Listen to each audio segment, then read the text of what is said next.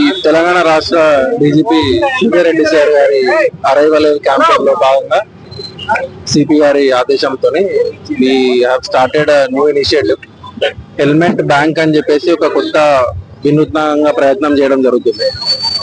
ఒక హెల్మెట్ అనేది ఎంత ఇంపార్టెంట్ అనేది ఎట్లా తెలుస్తుంది అంటే, రీసెంట్ గా మొన్న చామిరిపేటలో ఒక నల్సార్ విద్యార్థి రాత్రి హెల్మెట్ పెట్టుకోకపోవడం వల్ల బండి నుంచి కింద పడి చనిపోవడం జరిగింది.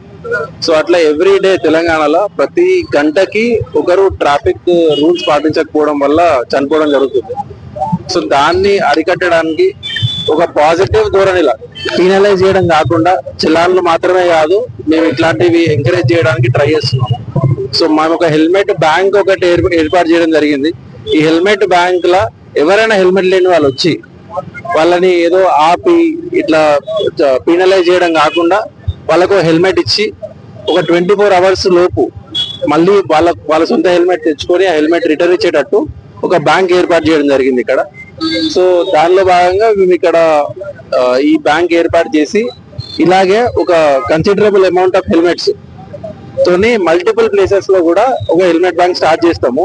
సో దట్ జనాలకి చలాన్ భయం కాకుండా హెల్మెట్ పెట్టుకోవాలి అనే ఒక పాజిటివ్ థాట్ రావాలని చెప్పేసి మా ప్రయత్నము. సో వీఆర్ హోపింగ్ అందరి సపోర్ట్ దీనికి ఉంటుందని కోరుకుంటున్నాము. Thank you. మొదటి bank and we are planning one more in Begumpet. So దీనికి ఆదరణ ఎక్కువ వచ్చి పాజిటివ్ చేంజ్ జనాలలో కనిపిస్తుంది అంటే we start more number of banks.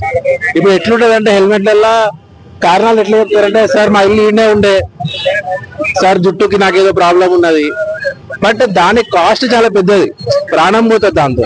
So అది మేము అలవాటు చేయడానికి ట్రై చేస్తున్నాము. So will see positive change రావడానికి చూస్తాము. దాన్ని బట్టి విల్ గో అహెడ్. కంటిన్యూ ఇది కంటిన్యూస్ గా ఉండబోతుంది ఇప్పటి నుంచి.